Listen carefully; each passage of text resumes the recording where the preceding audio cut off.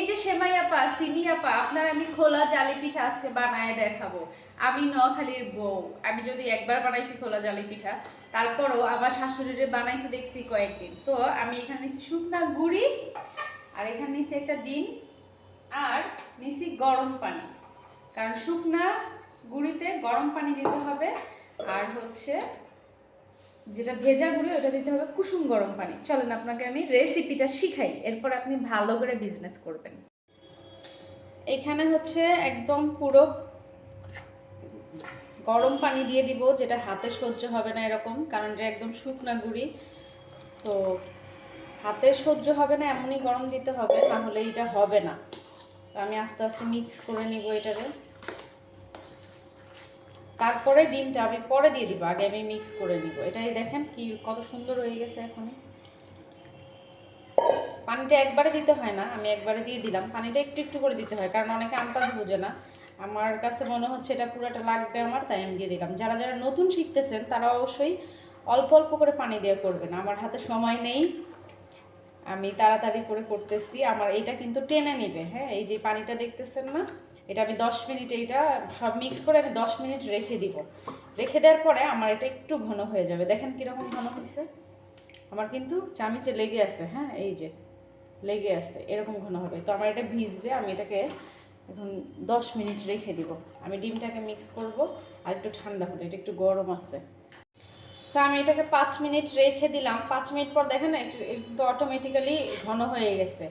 5 minute আগে যেমন ঘনত্ব ছিল, 5 মিনিট পরে কিন্তু এটা আরও ঘন হয়ে গেছে। আর একটু ঘন হবে। আর সিমি আপা, আপনি যেভাবে পানির মতো করে দেন, হ্যাঁ, পানি একদম দেওয়ার সাথে সাথে এরকম এরকম করে এরকম ঘুরাইলে এটা থাকবে না, ওনারটা পানি ছড়ায় যায়। ঠিক আছে, বিজনেস করবে একটা মানুষ যদি সে শিখে না আসে, তাহলে সে কীভাবে বিজনেস করবে? তার থেকে তো আমিই ভালো পারি আমার মনে হয়। তো আমি এখানে একটা ডিম দিব। তো বেশি করে করলে অবশ্যই বেশি ডিম দিতে হবে। আমি একটা ডিম দিব, একটা ডিম ফেটাবো, ফেটাই আমি এখানে দিয়ে দিব। এটা ডিমটা দিয়ে আমি আরও 10 মিনিট রেখে দিব। এরপরে চলে যাব আমি ভাজার জন্য।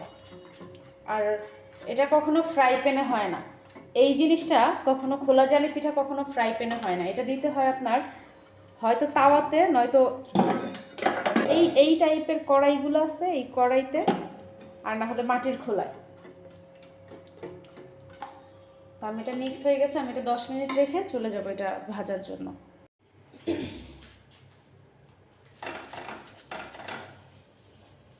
এটা টিস্যুতে তেল দিয়ে মুছে নিচ্ছি, কারণ এখানে বেশি তেল দিলে এই খোলা জালি পিঠাটা হবে না। হালকা একটু তেল দিয়ে মুছে নিলে এটা হবে।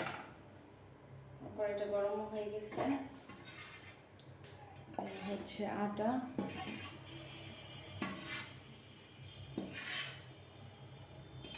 একটু মিক্স করে করে দিতে হয়, না হলে নিচে যদি বেশি হয়ে থাকে, নিচে জমে থাকে, তাহলে আবার হবে না। তো আমার এটা গরম হয়ে গেছে, আমি অবশ্য ঘুরায় গোল করতে পারি না। তাওয়া হইলে ভালো মতো গোল করা যাবে, এটা কড়াই তো এই জন্য ভালো মতো গোল হয় না। এই যে কড়াইয়ে না ভালো মতো গোল হইতে চায় না।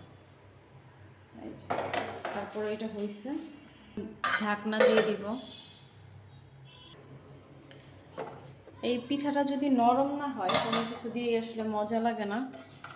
তো আমি একটু দেখাই, দেখেন একাই উঠে যাচ্ছে। হ্যাঁ, এই যে একাই উঠে যাচ্ছে, একাই উঠে যাচ্ছে।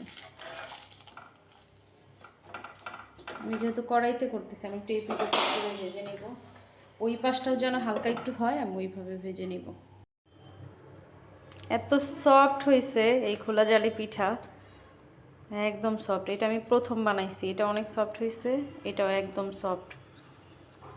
এটা খেতে এত টেস্টি হবে, এত টেস্টি হবে, একদম অনেক টেস্টি হবে। এত সফট, একদম সফট কাকে বলে।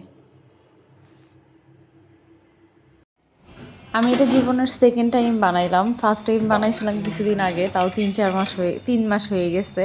তো আমার শাশুড়ি আমাকে একদিন বানায় খাওয়াইছে, আমার খুব মজা লাগছে। তো আবার গুঁড়ি দিয়ে দিছে, বলছে বাসায় গিয়ে তুমি বানায় খাই। তো আমি ভয়ে বানাই না যে কেমন হবে কেমন হবে। একদিন বানাইছি, বেশ ভালো হয়েছে। তো আমার হাজব্যান্ড প্রায়ই বলে তুমি একটু খোলা জালি পিঠা বানাও, তো ছিল মাংস রান্না, তো ভাবলাম যে আজকে রাতের খাবার করে ফেলি খোলা জালি পিঠা উইথ চিকেন। তো আমি একটার পর একটা বানাই নিতেছি। আমার যেহেতু তাওয়া এরকম ননস্টিকের তাওয়া এগুলো হয় না, এই জন্য আমি